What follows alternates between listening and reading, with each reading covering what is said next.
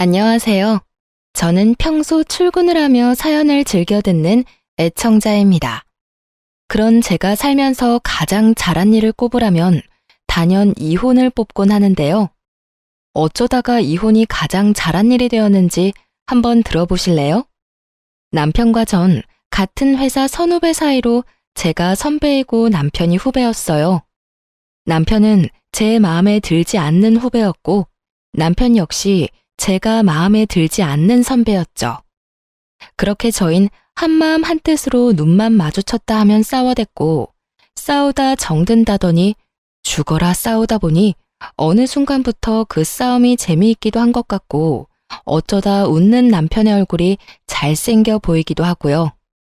그러다 정신을 차려보니 불꽃 튀기게 싸우던 저희는 불꽃 튀기게 사랑을 하고 있더군요. 그렇게 남편과 전 짧은 연애를 하곤 결혼까지 하게 되었어요. 남편은 저와 결혼을 하던 해에 좋은 기회가 생겨 회사를 옮기게 되었고 회사도 달라지고 나니 부딪히는 일도 줄고 더욱 사이가 좋아졌죠. 연인이 되기 전 피가 터지게 싸웠던 터라 연인이 되고 난 후에나 결혼을 하고 난 후에는 크게 싸우는 일이 없었는데 그런 저희 사이에도 가족이 끼이니 크게 싸울 일이 생기더군요. 남편과 전 둘 다 장남 장녀였는데 저희 두 사람 다 동생이 2명씩 있었고 싸움은 거기에서 시작되었습니다. 제 두 동생은 모두 밥벌이는 하고 있었고 특히 남동생은 사업을 꽤 크게 해 친정에 도움이 되고 있는 반면에 남편의 동생들은 취업도 하지 못하고 속된 말로 시댁에 빨대를 꽂고 지내고 있었어요. 그 당시 남편과 전 돈 관리를 따로 하고 있었는데 그건 쌍방의 합의로 이루어진 것이 아닌 남편의 일방적인 통보와 우김으로 인해 그렇게 하기로 한 것이었어요. 저의 반대에도 돈 관리를 따로 하자고 우긴 건 다 이유가 있었는데 그건 동생들과 시댁에 돈을 보태주려고 그랬던 것이었더라고요. 아무래도 돈 관리를 함께 한다면 자연스럽게 제가 알게 될 것이고 제가 알면 온갖 잔소리와 간섭을 할 것이 분명했기에 제가 무어라 입을 떼기 전 미리 선수를 친 것이었죠. 우연한 기회에 모든 사실을 한 저는 남편에게 크게 화를 냈지만 남편은 그 특유의 귀찮다는 표정으로 저에게 이렇게 말하더군요. 내가 번 돈으로 내가 우리 집에 쓰겠다는데 상관하지 마. 아, 진짜 내가 당신 이럴까봐 돈 관리 따로 하자고 했던 거라고. 당신이 알면 분명 이렇게 노발대발할 게 뻔해서. 할 말이 없더군요. 미리 말하지 못해서 미안하다며 저를 살살 달래도 모자랄 판국에 적반하장도 유분수지 되레 화를 내고 드니깐요.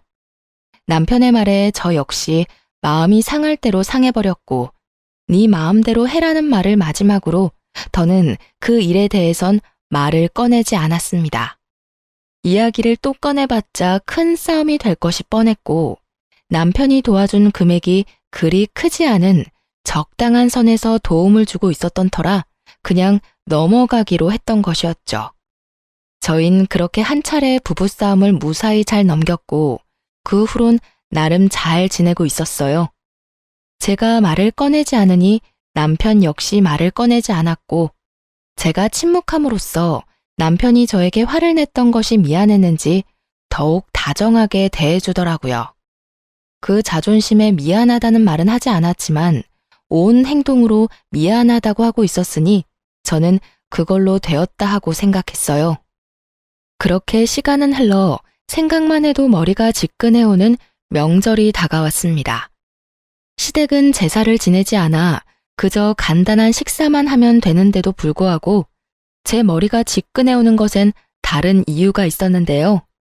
그건 다름 아닌 시모의 하소연 때문이었어요. 한마디로 몸은 전혀 힘들지 않은데 정신이 힘든 그런 미쳐버릴 것만 같은 상황이었죠. 배부른 소리 한다고 생각하시는 분들이 계실 텐데요. 시모의 하소연은 고작 한두 시간에 끝나는 그런 하소연이 아닙니다, 여러분. 정말 말 그대로 사람이 미치기 직전까지 끈질기게 쫓아다니며 하는 그런 하소연이에요. 제가 시댁에 발걸음을 들이는 순간부터 친정으로 가는 그 순간까지. 잠자고 화장실 가는 순간만 빼고 옆에부터 하소연을 하는데 그거 정말 고문이 따로 없습니다. 그날도 마찬가지로 시모는 제가 집으로 들어서자마자 이렇게 외치더군요. 아가, 왜 이제 왔니? 내가 너 기다리느라 목 빠지는 줄 알았어. 이 외침과 함께 시작된 시모의 수다는 다른 날과는 달리 다른 것도 포함되어 있었는데 그건 다름 아닌 시모의 장남, 즉 저의 남편의 자랑도 포함되어 있더군요. 이것 봐라. 너무 고급스럽지 않니? 내가 며칠 뒤에 동창회에 가는데 마땅히 들 가방이 없지 뭐니. 그래서 우리 장남한테 전화해서 하소연을 좀 했더니 글쎄 우리 장남이 아까 이걸 나한테 주는 거 있지? 혹시 네가 골라준 거니? 그럴 리가요. 전 남편이 이 가방을 샀는지도 몰랐는걸요. 라는 말을 마음속에 삼킨 전 이렇게 말했어요. 아니요. 저보단 그의 안목이 더 높잖아요. 혼자 백화점 가서 샀나 봐요. 어머, 그러니? 역시 우리 아들 안목은. 이 고급스러운 자태 좀 봐라. 모르긴 몰라도 이거 들고 동창회 가면 그 여편네들 뒤로 나 자빠질 게다. 아우, 생각만 해도 통쾌해. 어머님 좋으시겠어요. 좋다 마다. 다른 사람도 아닌 우리 장남이 사준 건데 집안 가보로 물려주고 싶은 심정이다 얘. 그렇습니다. 시댁에 돈으로 도움을 주던 남편은 저에게 한마디 상의도 하지 않고 명절이라고 미리 받은 상여금과 그간 모아뒀던 비상금까지 털어 그 비싼 명품 가방을 시모 품에 안겨주었더군요.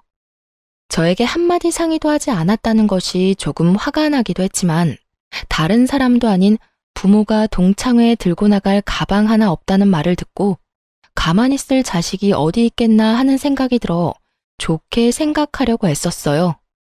하지만 이따금씩 나오는 한숨은 어쩔 수가 없더군요. 그렇게 명절 당일은 지나가고 있었고 친정으로 돌아가기 전 준비했던 봉투를 시부, 시모 두 분께 드리고 난 후 친정으로 오게 되었어요. 사람 마음이 뭔지 저도 모르는 사이 남편이 저희 부모님을 위해 준비한 선물을 기대하고 있는 저를 발견했어요. 참 웃기죠? 저도 지금 생각하면 어이없고 웃긴데 그때의 제 마음은 조금의 기대를 가지고 있었죠. 하지만 남편은 집으로 돌아가는 그날까지 선물은커녕 봉투조차도 준비하지 않은 듯 아무것도 내밀지 않더라고요. 그러면서 동생이 외국에 다녀오며 사온 선물은 넙죽 받고 엄마가 챙겨준 한우까지 거부 없이 한 번에 챙기는 그 꼴이 어찌나 얄밉게 느껴지던지. 그렇게 집으로 돌아온 저는 더는 참지 못하고 남편에게 따져 물었어요. 여보, 왜 올해는 우리 집에 아무것도 안 줘? 저의 물음에 남편은 당연하다는 듯 이렇게 답하더라고요. 그야, 당연히 우리 엄마 가방 산다고 돈 다 써서 준비를 못해서 그랬지. 그리고 각자 돈 관리하는 것엔 각자 집은 알아서 챙기자는 것도 포함된 거 몰랐어? 참도 잘 짓거린다고 생각했어요.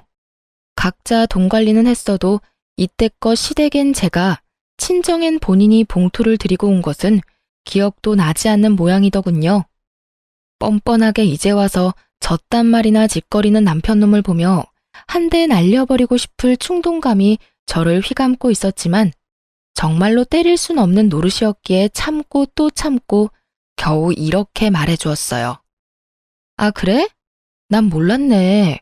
그게 그런 뜻인지는. 이때껏 당신 집엔 내가, 우리 집엔 당신이 봉투라도 드리고 와서 그게 당연한 줄 알았고 올해도 당연히 그런 줄 알았지 뭐야? 당신 생각이 그런 거면 내가 당신 부모님한테 봉투 줄 때 말려주지 그랬어. 그랬으면 그 봉투는 우리 부모님께 드렸을 텐데 말이야.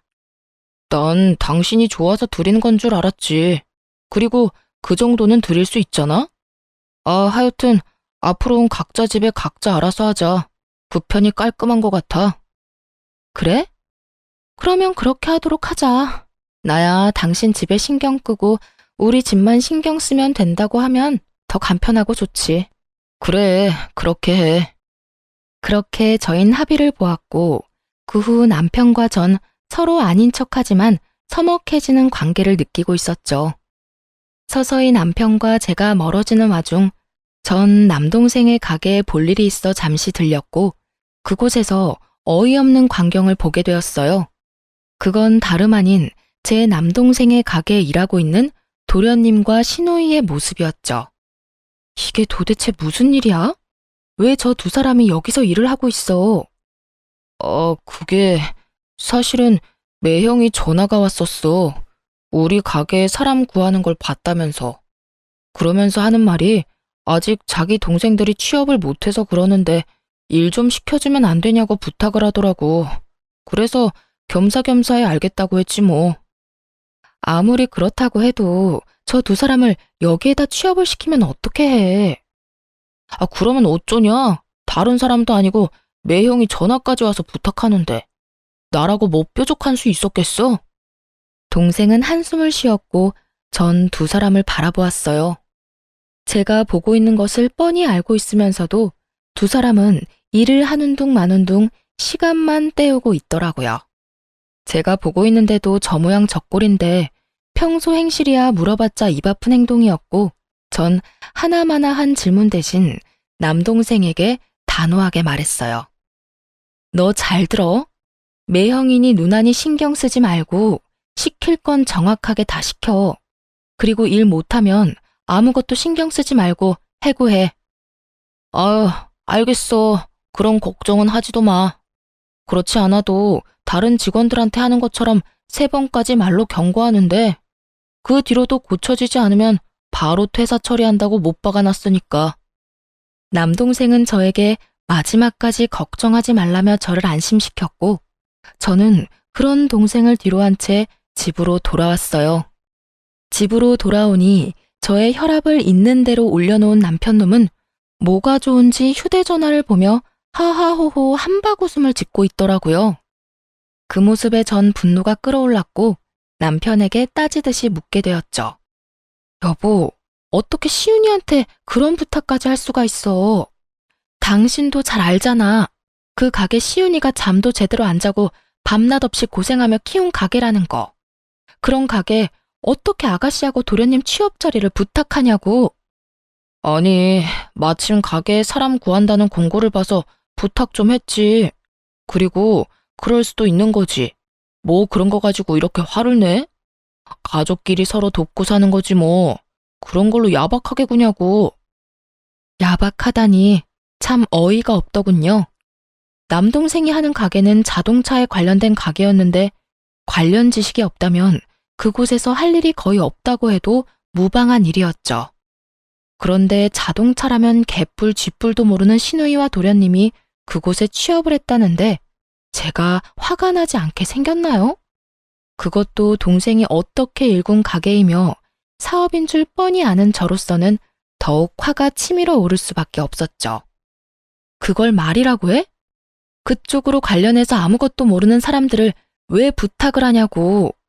100번 좋게 생각해서 청소나 전산 업무 같은 걸 본다고 하더라도 그게 2명이나 필요한 일이냐 이 말이야. 부탁을 하려거든 둘 중에 한 명만 부탁할 것이지 왜 둘 다 거기 밀어 넣어놨냐고. 당신 말이 좀 심하다. 그러니까 당신은 내 동생들이 당신 동생 돈이나 축내고 있다. 이 말이 하고 싶은 거지?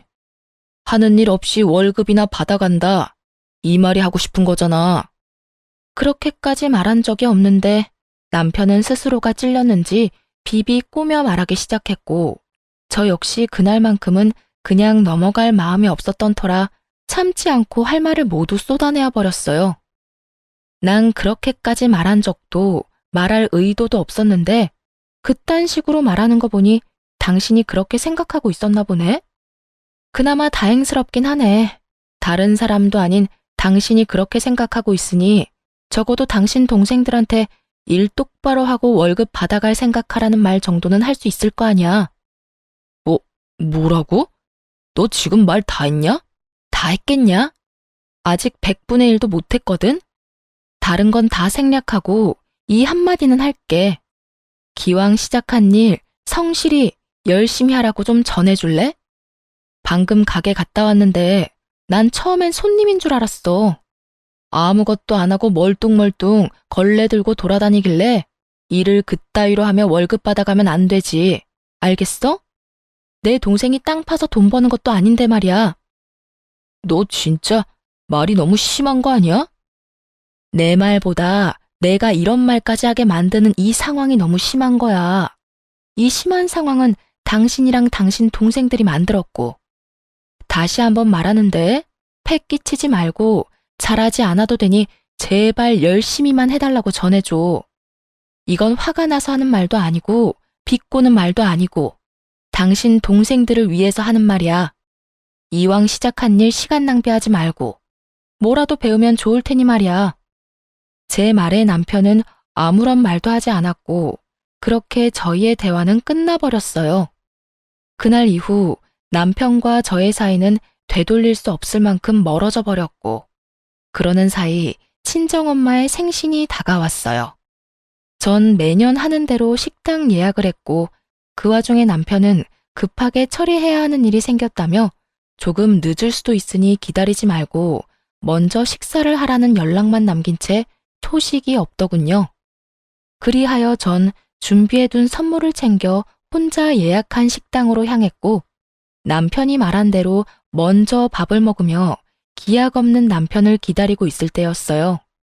주문한 접시들은 하나둘 바닥을 보이기 시작했고 이제나 저제나 올까 싶던 남편이 어두운 표정을 하고 저희가 있는 룸으로 들어오더군요. 여보, 무슨 일 있어?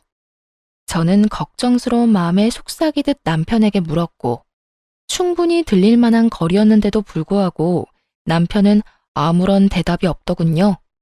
앞에 놓인 수저 세트의 포장도 뜯지 않은 채 망부석처럼 앉아만 있는 남편 때문에 생신 식사 자리는 그야말로 초상집 분위기가 되어가고 있었어요. 그렇게 무거운 분위기에서 식사가 끝이 나고 뒤이어 나온 차를 입으로 밀어넣는 것인지 코로 밀어넣는 것인지 알 수 없는 그때 남동생이 도저히 안 되겠다 싶었는지 남편에게 물어오더라고요. 형, 무슨 일 있으세요? 표정이 너무 안 좋은데요. 남동생의 물음에 이때껏 무건수행을 하던 남편은 득달같이 화를 내며 동생에게 쏘아붙이기 시작하더군요. 무슨 일? 몰라서 물어? 처남이 내 동생들 잘났다며? 어떻게 처남이 내 동생을 그리 모질게 내칠 수가 있어? 내가 부탁까지 했는데. 그래요. 남편에게 생긴 급한 일은 도련님과 시누이의 일이었고 그 일이라는 건 제 동생이 두 사람을 해고한 것이었어요. 저 역시 전혀 몰랐던 일이기에 동생을 바라보았고 남편의 역성을 가만히 듣고 있던 동생은 긴 한숨을 쉬더니 이렇게 말하더군요. 형, 일단 진정하고 이것부터 보고 화를 내도 내세요. 이렇게 말을 한 동생은 휴대전화를 꺼내 남편과 저에게 내밀었고 그곳엔 도련님과 시누이가 번갈아가며 포스기에서 돈을 야금야금 꺼내가는 모습이 반복되어 재생되고 있었어요. 저도 웬만하면 그냥 넘어가려고 했어요. 기분 상하지 않게 좋은 말로 몇 번이나 말도 했었고요. 그런데 한두 번도 아니고 몇 번씩이나 돈을 꺼내가는데 도저히 그냥 둘 수가 없더라고요. 동생의 말이 끝나고 남편의 얼굴을 살피니 화가 엄청 난 것 같더군요. 하지만 자신이 무어라 입댈 상황이 아니란 걸 잘 아는 남편은 말하는 대신 얼굴을 붉히곤 가만히 있더라고요. 동생들을 대신해 한마디 사과의 말도 없는 남편의 몰상식한 행동에 동생 역시 기분이 상했는지 먼저 가보겠다고 말하며 부모님과 막내 동생을 데리고 가버렸어요. 그렇게 저와 남편만이 남게 되었죠. 다른 날도 아니고 엄마의 생신날. 이런 분위기가 되어버리니 제 기분도 썩 좋진 않더군요. 그것도 제가 그렇게 우려했던 시누이와 도련님의 잘못된 행동으로 이런 상황까지 왔다는 사실도 크게 한몫했고요. 화가 꽤 난 저도 어떤 말을 해야 할지 몰라 입을 다물고 있는데 남편놈이 감히 입을 떼기 시작하더라고요. 네 동생이 내 동생들한테 얼마나 짜게 굴었으면 저딴 짓까지 했겠어? 이 무슨 말도 안 되는 소리를 짓거리고 있는 것인지 처음엔 제 두 귀를 의심했습니다. 뭐라고? 지금 당신 뭐라고 했어? 네 동생이 내 동생들한테 월급을 얼마나 작게 줬으면 저딴 짓까지 했겠냐고. 애들이 얼마나 생활이 힘들었으면 저런 짓을 다 해? 전 기가 막혀 웃음이 나왔고 한참을 웃던 저는 남편의 그 말도 안 되는 생각을 부셔주었어요. 야, 네 동생들 다른 직원들 월급보다 훨씬 많이 챙겨줬어. 아, 월급이 아니구나. 주급으로 받아가셨단다. 생활이 힘드셔서. 그렇게 자기들 편의까지 다 봐주면서 데리고 있었더니 그딴 짓거리나 했다는 게 말이나 돼? 그것도 몇 번씩이나? 충동적으로 어쩔 수 없는 상황이라서 딱 한 번 그랬다고 해도 뜨악스러운데 뭐? 한두 번이 아니라고? 진짜 어이가 없네. 이 와중에도 당신은 당신 동생들만 생각하지? 제 말에 남편은 입을 꾹 다무는 것도 잠시 여전히 화를 내며 동생들이 가져간 돈을 그까지 푼돈이라고 하며 돌려줄 테니 얼만지 알아내 알려달라고 하더군요. 전 알겠다고 하며 자리에서 일어났고 남편 역시 제 뒤를 따랐어요. 식당을 나오며 전 하던 대로 계산을 했고 남편은 그마저도 마음에 들지 않는다는 투로 이렇게 말하더군요. 남의 동생 해고시키고 월급 주던 돈도 남아 돌 텐데 계산이나 하고 가지 왜 그냥 갔대? 전 대답할 가치조차 느끼지 못하는 남편의 말을 무시한 채 혼자 집으로 돌아와 버렸어요. 집에 도착하니 남편도 뒤이어 집으로 들어왔고 전 그런 남편놈과 말을 섞고 싶지 않아 최선을 다해 피하고 있을 때였어요. 남편은 눈길도 주지 않고 고개를 돌려버린 제 앞에 기어코 서서 저를 똑바로 보고선 말 같지도 않은 말을 짓거리기 시작하더군요. 나 도저히 안 되겠어. 내 동생들도 그까지 사업하게 해줄 거야. 그럴 능력 되면 시켜. 얼마든지 시키면 되지. 왜 그걸 굳이 나한테 말하는 거야? 이 집 살 때 내 돈도 정확히 절반 들어간 건 기억하지? 기억하지. 그건 왜? 당신 설마 아니지? 왜 아니겠어? 나 이 집 담보로 대출 받아서 내 동생들 앞길 열어줄 거니까 당신도 그렇게 알고 나하고 은행 같이 가. 공동 명의라서 같이 가야 할 거야. 그렇게까지 나온다고? 이렇게 막무가내로? 그래, 좋아. 당신 마음대로 뜻대로 다 해. 대신 이 집에 손대는 그 순간 나하고 이혼도 하게 될 거야. 이혼해도 괜찮으면 대출 받던가. 이혼? 해. 하면 되지. 난 이혼하는 한이 있더라도 대출 받아서 동생들 사업시킬 거니까 그런 줄 알아. 남편의 요구는 오기에 가까웠고 전 절대 그렇게는 못 해준다는 말을 남기고선 방으로 들어와 버렸어요. 그렇게 시작된 부부싸움은 끝날 기미가 보이지 않았고 서로에게 상처를 주는 말만 주고받을 뿐 대출 이야기는 나오지 않고 있었어요. 그렇게 싸움으로 시간 낭비를 하고 있는 와중에 야속하게도 시모의 생일이 다가왔고 전 남편의 말을 잘 듣는 아내가 되기로 했죠. 각자 집은 각자 알아서 잘 챙기자던 남편의 말을요. 전 매년 시부모님들의 생신이 되면 어김없이 평이 좋다고 소문이 난 식당을 예약해 모셨었고 저의 그런 대접을 꽤 좋아하셨었어요. 하지만 저는 남편의 뜻에 따라 아무것도 하지 않기로 했고 예약뿐만 아니라 매년 준비했던 봉투와 선물조차도 준비하지 않았죠. 시간은 째깍째깍 흘러가는데 저에게서 아무 연락이 없자 다급한 시모에게서 먼저 전화가 왔더라고요. 아가, 올해는 어디서 하니? 연락이 와야 할 시간이 지났는데 아무 연락이 없어서 먼저 전화해 봤어. 그게 그이가 알아서 한다고 해서 저도 기다리고 있어요. 어머님 아들 안목 잘 아시잖아요. 아마 모르긴 몰라도 엄청 좋은 장소로 구하느라 연락이 늦어지나 본데 조금 기다려 보세요. 근사한 곳에서 저녁 대접하려나 보죠. 어머, 그러니? 역시 우리 아들이 최고지. 그건 그렇고, 이번에 우리 개모임 하는 친구들이랑 이번에 여행을 가기로 했는데, 그 경비가 꽤 많이 들 것 같아. 그냥 그렇다고. 대놓고 경비 이야기를 꺼내는 시모의 의중이야 뻔했고, 전 속이 시꺼먼 시모에게 저녁에 보자는 말을 하고선 전화를 끊어버렸어요. 그리곤 휴대전화를 내려놓는데 남편에게서 전화가 오더군요. 오늘 어디서 보기로 했어? 그걸 왜 나한테 물어? 매년 당신이 예약했었잖아. 올해는 어디 예약했는데?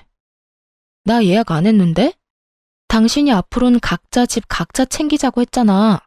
기억 안 나? 저의 말에 남편은 도리어 저에게 따지고 들며 화를 내더라고요. 당신 진짜 이럴 거야?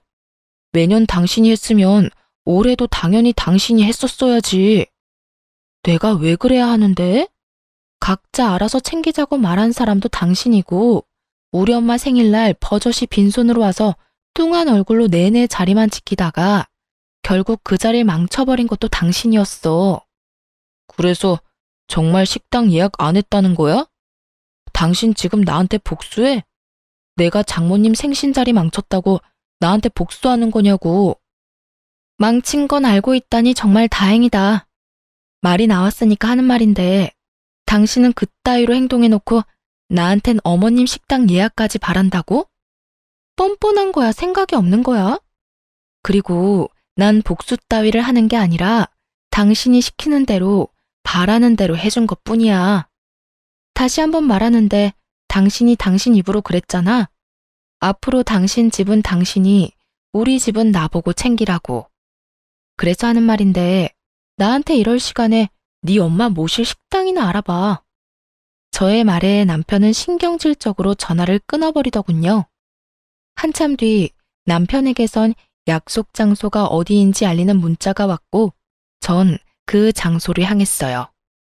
평소 제가 모시던 고급 식당과는 달리 남편이 급히 예약한 곳은 룸식 중식당이었고 그래서 그런지 시작부터 분위기가 좋진 않더군요. 거기에다 매년 떡 케이크까지 주문해서 가지고 갔던 제가 빈손으로 등장하니 명색의 생일 모임은 케이크도 없는 자리가 되어버렸죠. 그래도 자식이 3명이나 되는데 왜 케이크 하나 준비한 인간이 없는 것인지 참 대단하다 싶더군요. 남편도 이런 상황이 민망했는지 분위기를 띄우려 부단히 애써보았지만 남편의 노력에도 분위기는 점점 가라앉기만 하더군요. 그도 그럴 것이 생일 분위기를 띄우기 위해 주문을 하고 나면 바로 생일 선물과 함께 봉투를 내밀곤 했었거든요. 이번엔 식당 예약도 못해 중식당에 앉아있고 생일인데 케이크도 없고 시모 품에 안겨 있어야 할 선물과 봉투도 없으니 시모의 표정이 점점 굳어가는 것은 당연한 일이었어요. 결국 죽상을 하고 있던 시모는 저에게 먼저 손을 내밀더군요. 혹시 선물 준비 못해서 그런 거라면 매년 주던 봉투라도 줘도 되니 얼른 다오. 기다리다 목 빠지겠어. 이렇게요. 전 무언가를 대단히 바라고 있는 시모에게 딱 잘라 이렇게 말을 했어요. 아, 선물이랑 봉투요? 아범한테 못 받으셨어요? 그것도 올해부턴 아범이 챙긴다고 해서 제가 따로 준비 안 했는데요. 이렇게 말을 마친 전 밥을 먹기 시작했고 저의 나몰라라 하는 태도에 저를 제외한 시댁 식구들의 표정은 붓다 못해 썩어지고 있더군요. 통쾌하지만은 않더군요. 고작 제가 신경을 쓰지 않고 챙기지 않았을 뿐인데 엉망진창이 되어버린 그 상황이 말이에요. 분명 저의 잘못은 하나도 없지만 불편하기 짝이 없는 그 상황을 애써 무시하며 밥만 열심히 먹었고 남편은 그런 저를 한번 쏘아보고선 젓가락을 거칠게 내려놓더군요. 너희 놀고만 있지 말고 하고 싶은 사업 구상해서 가지고 와봐. 응? 그게 무슨 말이야, 오빠? 그러게. 갑자기 무슨 사업? 형이 투자해 줄 거야? 그래. 내가 대출 받아서 투자해 줄 테니까 기가 막히는 아이템으로 잘 구상해서 와. 남편의 말에 시동생들은 얼싸안고 기뻐했고 전 나지막한 목소리로 남편을 불렀어요. 여보, 진심이야? 마지막이었던 저의 물음은 남편에게 닿지 않았고 시동생들과 시모는 얼굴에 웃음꽃이 피며 남편을 찬양하고 있더군요. 우리 장남, 우리 아들, 역시 통 큰 거 좀 봐라. 동생들 걱정하는 건 우리 장남밖에 없구나. 오빠, 정말이지. 나중에 가서 딴말하기 없기다. 오빠 최고야, 정말. 형, 정말 고마워. 그렇지 않아도 나도 취업 말고 사업이 하고 싶었는데 어떻게 내 맘을 따갈았지? 정말 형 고마워. 그렇게 되돌이표 같은 찬양들이 이어지고 있었고 저는 정말 마지막이라는 생각과 함께 남편을 부르며 남편의 옷가지를 잡아 끌었지만 돌아오는 것은 뿌리치는 손길과 저를 향한 멸시의 눈빛뿐이었어요. 그때서야 전 확신했죠. 미루고 미루던 참고 또 참아왔던 순간이 바로 지금이라는 것을요. 모든 것을 결심하고 나니 비로소 머리가 가벼워지더군요. 이렇게 후련한 걸 왜 지금에서야 결심하게 된 것인지. 이런 인간도 남편이라고 이때껏 참고 또 참았던 제가 미련하고 한심해서 참을 수가 없었지만 이제라도 옳은 결정을 내린 것을 이 와중에 다행이라는 생각을 하며 결심한 것을 행동에 옮기기로 했어요. 전 아무 말 없이 가방에서 고이 간직해왔던 이혼 서류를 내밀었어요. 그동안 머릿속에서 몇백 번이고 남편의 얼굴에 던졌지만 현실에선 차마 그렇게 하진 못했죠. 그리고 짧고 간단하게 선포했어요. 우리 이혼하자. 저의 갑작스럽지만 당연한 이혼 선포에 남편 대신 시모가 되물어 오더라고요. 너 갑자기 그게 무슨 말이니? 이혼이라니? 말 그대로예요. 이혼하려고요, 저희. 이 사람은 집 담보로 대출을 받아서라도 동생들 사업 자금을 대주고 싶고 전 그런 꼴은 못 보겠는 걸 어쩌겠어요? 그래서 동생들 사업 자금 대주는 날엔 이혼하는 날이라고 몇 번이나 말했는데 이렇게 나오는 거 보니 저하고 이혼하고 싶은 거 아니겠어요? 아니 얘, 무슨 그런 일로 이혼까지 한다고 이 난리야. 가족끼리 서로 돕는 게 무슨 이혼 사유까지 된다고. 그러지 말고 좋게 좋게 생각하렴. 얘들이 잘 되면 너희한테도 좋지 않겠어? 이혼 사유가 될지 안 될지는 변호사 만나서 상담해 볼 테니 걱정하지 마시고요. 혹시나 이혼 사유가 되지 않는다고 해도 다른 이혼 사유들이 차고 넘치니까 이혼은 꼭 하려고 해요. 저의 눈빛엔 흔들림이 없었고 그랬기에 말투 또한 단호했어요. 그런 저와는 달리 남편의 눈빛은 속절없이 흔들리고 있었고 목소리 역시 떨리고 있더군요. 너 진짜 오늘 같은 날 꼭 이렇게까지 해야겠어? 오늘 다른 날도 아니고 우리 엄마 생신이야. 이런 날 꼭 이렇게까지 분위기를 망쳐야겠냐고. 그깟 이혼 얼마든지 해줄 테니까 일단 그 입 좀 다물고 조용히 있어. 남편의 말을 들은 전 더욱 조용할 수가 없겠더라고요. 그렇게 부모 생일이 중요한 인간이 불과 얼마 전 저희 친정엄마 생일엔 왜 그런 행동을 했는지 도무지 이해가 되지 않았거든요. 너 말 한 번 잘했다. 네 부모 생일은 그렇게나 중요한데 우리 부모님 생일은 중요하지도 않았어? 그래서 우리 엄마 생일날 그렇게 깽판을 쳤던 거야? 그날은 그럴 만한 이유가 있었잖아. 기억 안 나? 누구보다 기억이 생생했던 전 시부에게 모든 사실을 알려드렸어요. 아버님도 잘 알고 계시죠? 아가씨랑 도련님, 제 동생 가게에서 일하다 그만둔 거. 아니, 정확히는 쫓겨났다가 맞겠네요. 일하게 해달라고 부탁해서 자동차에 대해서 알지도 못하는 두 사람 일하게 해줬더니 글쎄 돈을 야금야금 빼돌렸다고 하더라고요. 그것도 한 번도 아닌 여러 번이요. 화가 머리끝까지 난 시부는 역정을 내기 시작했어요. 뭐라? 이런 정신 나간 것들이 내가 너힐 그렇게 가르쳤어? 어디서 도둑질이야 도둑질이. 그것도 사돈 총각 가게에서. 제정신 박힌 것들이 할 짓이야 그게?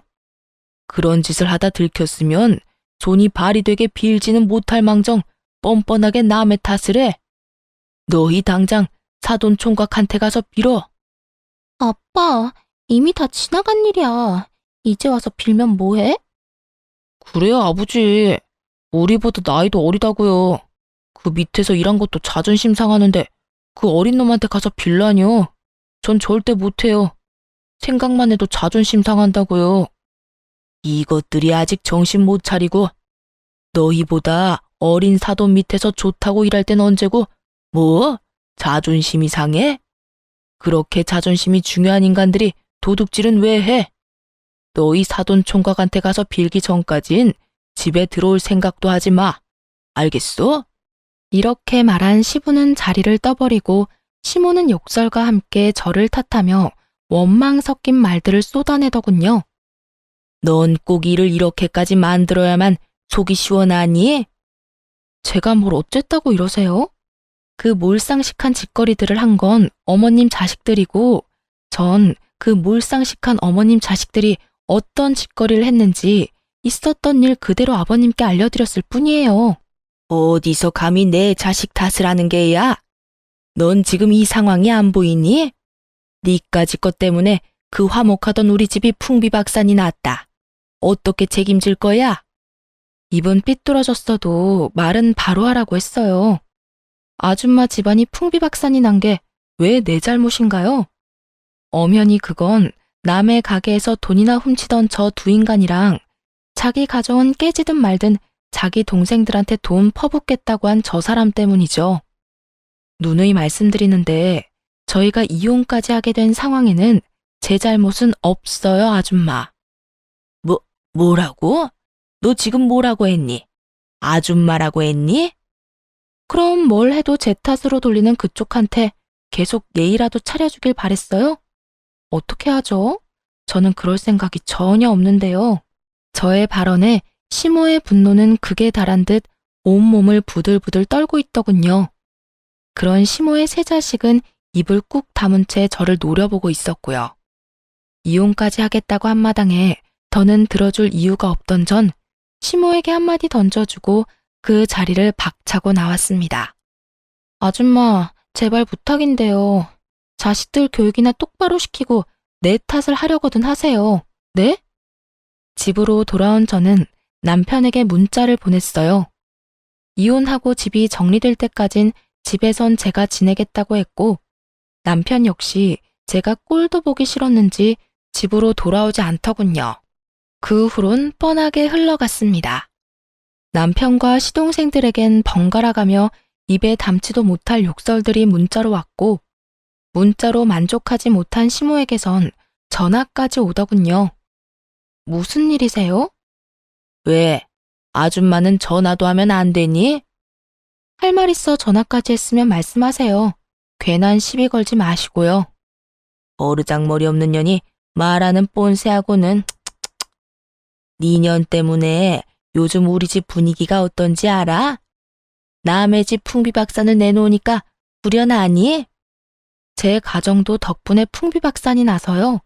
속이 후련한지 어떤지는 잘 모르겠고 지금 바쁜데 할 말 더 있으세요? 이 나쁜 년. 시모는 끝까지 입에 담지도 못할 욕설을 내뱉었고 더는 듣고 있을 수 없었던 전 전화를 그냥 끊어버렸습니다.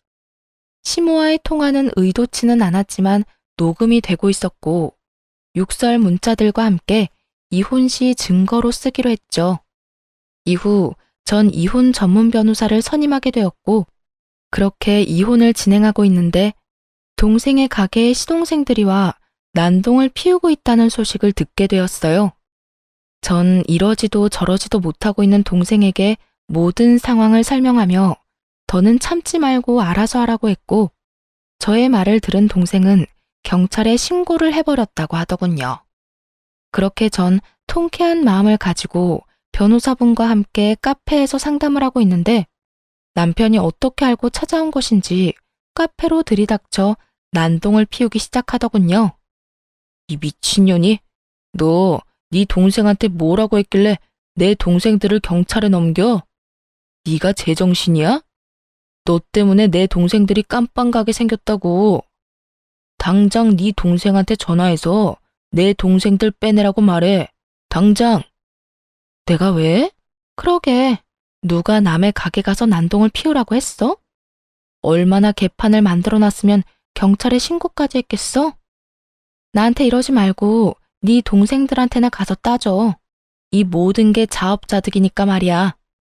자업자득 같은 소리 하네. 니년이 네 동생 시켜서 다 이렇게 만든 거잖아. 아, 긴 말 말고 얼른 일어나. 얼른 일어나서 내 동생들 빼내라고. 얼른. 욕은 기본이고 삿대질을 멈추지 않고 해대며 금방이라도 한 대 칠 기세로 쏘아붙이라고요. 이 모든 장면을 저의 맞은편에 앉은 변호사는 숨도 쉬지 않고 보고 있었고 유심히 보고만 있던 변호사는 이윽고 저에게 물어오더군요. 와, 이 정도면 충분히 승소하겠는데요. 혹시 녹음은 하셨나요? 아니요, 미처 그 생각까진 하지 못했어요. 제가 여기 CCTV 어떻게 해서든 구해볼 테니 이혼 걱정하지 말고 집에 가서 푹 주무시면 될 것 같네요.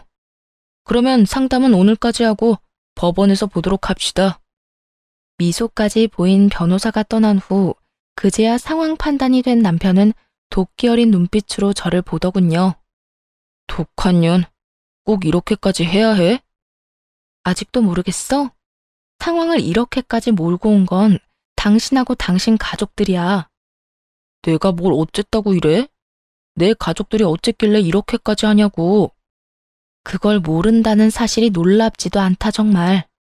여기까지 쫓아와서 피해자 코스프레나 하는 걸 보니 시간이 남아 도는 것 같은데 그럴 시간에 이혼할 준비나 해.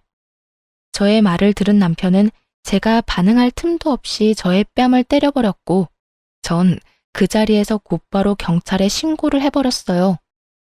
남편은 경찰서까지 가게 되었고 소식을 들은 시모와 시부가 저를 찾아왔더군요. 시모만 왔었더라면 절대 합의란 없었을 텐데. 며느라기야, 나를 봐서라도 한 번만 용서해주면 안 되겠니? 이 모든 게 자식 잘못 키운 내 탓이다. 이렇게 내가 용서를 비마. 미안해. 정말 미안하단다. 고작 내 사과로 네 마음이 풀어지진 않겠지만 그래도 한 번만 마음 넓게 쓰고 내 못난 자식들 좀 구해주렴. 응?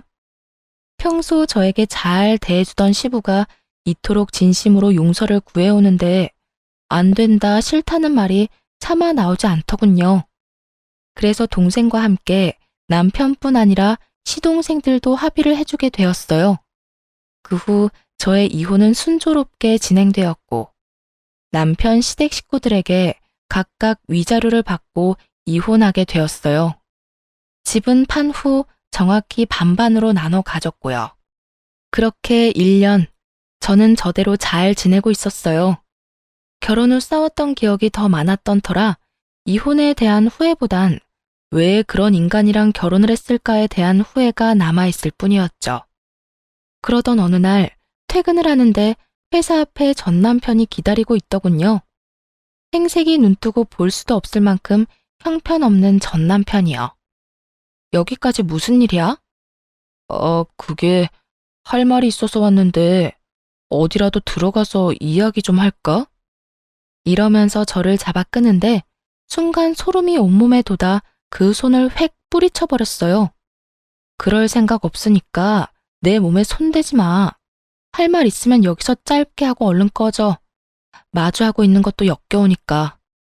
저의 말에 남편은 우물쭈물 망설이는가 싶더니 말릴 새도 없이 무릎을 꿇고 빌기 시작하더군요. 한 번만 살려주라. 나 길거리에 나앉게 생겼어. 이렇게 시작한 전 남편의 하소연은 그야말로 가관이더군요. 전 남편은 결국 집을 판 돈으로 동생들에게 투자를 해줬다고 하더라고요.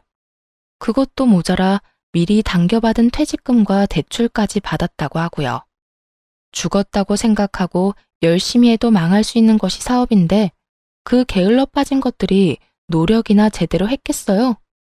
자신감 넘치는 동생들의 사업은 손대는 것마다 망해 나갔고 전 시댁의 집까지 담보로 대출을 받아 또 가게를 열었지만 그 역시도 망했다고 하더군요.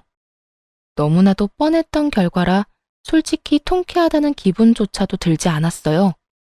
그저 내 앞에서 무릎을 꿇고 있는 저 인간이 빨리 내 눈앞에서 사라져줬으면 좋겠다는 생각뿐이었죠. 그런 하소연이나 하려고 나 찾아왔어? 네 엄마도 그렇게 날 붙잡고 하소연만 해대더니 정말 두 사람 소름 끼치게 똑같아.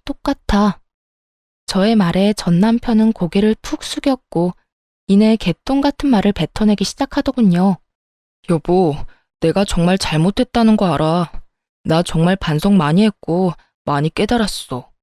내가 진작 당신 말을 들었어야 했는데 그땐 자존심 때문에 당신이 하는 말이 다 나하고 우리 집안을 무시하는 걸로만 들리더라고.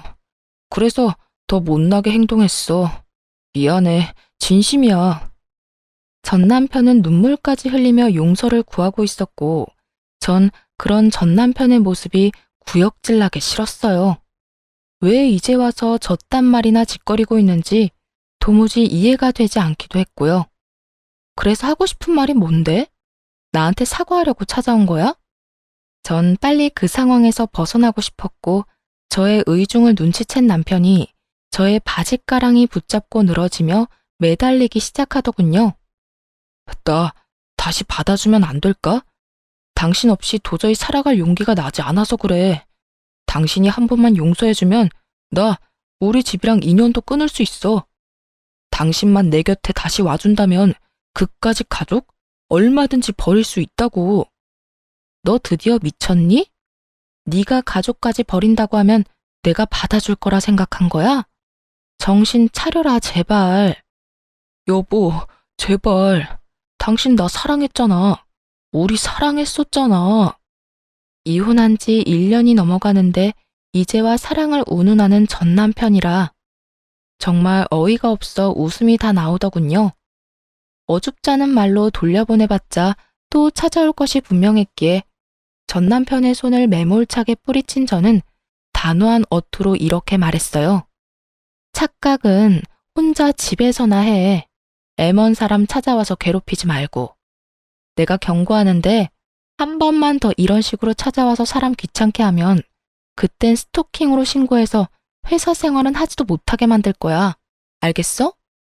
저의 으름장이 통했는지 전 남편은 몸을 세우며 저에게 욕을 뱉어내더군요. 나쁜 년, 내가 어떻게 너같이 독종 같은 년이랑 살았는지 모르겠다 정말. 마지막까지 최악이었던 전 남편은 욕과 함께 사라졌고 그것을 마지막으로 다신 보는 일은 없었습니다. 빚더미에 앉았을 텐데 회사 잘리는 것은 두려웠나 봅니다. 그 덕분에 걱정 없이 잘 지내고 있지만요. 그렇게 모든 사건이 끝난 후 전 앞서 말했듯이 아주 잘 지내고 있어요. 왜 진작 이혼하지 않았을까 싶을 정도로 만족스러운 생활을 하고 있습니다. 결혼 생활을 할 당시 신혼 초반을 빼곤 워낙 각자 생활에 익숙해져 있던 터라 혼자인 생활이 허전하다는 느낌은 전혀 없더군요. 사연을 들어보면 그 빌어먹을 전 남편이 가끔씩은 생각난다는 분들도 계시던데 저는 그런 것도 없었어요. 오히려 혼자인 지금의 삶과 생활이 더 익숙하고 편하다고 느낄 정도니까요. 특히 명절이 되면 더 좋은 거 있죠? 저희 집은 친척이 없어 명절이 되면 조금 외로운 감도 있었는데 요즘은 그럴 틈이 없어졌어요. 왜냐하면 긴 연휴 동안 부모님을 모시고 해외여행을 간다거나 연휴가 길지 않을 땐 국내의 공기 좋은 곳으로 여행을 다니고 있으니까요. 하여튼 전 더없이 좋은 날들을 지내고 있어요. 이로써 제 사연은 끝이 났습니다. 저의 긴 사연 함께 해주신 모든 분들 정말 감사합니다. 오늘도 좋은 하루 되세요.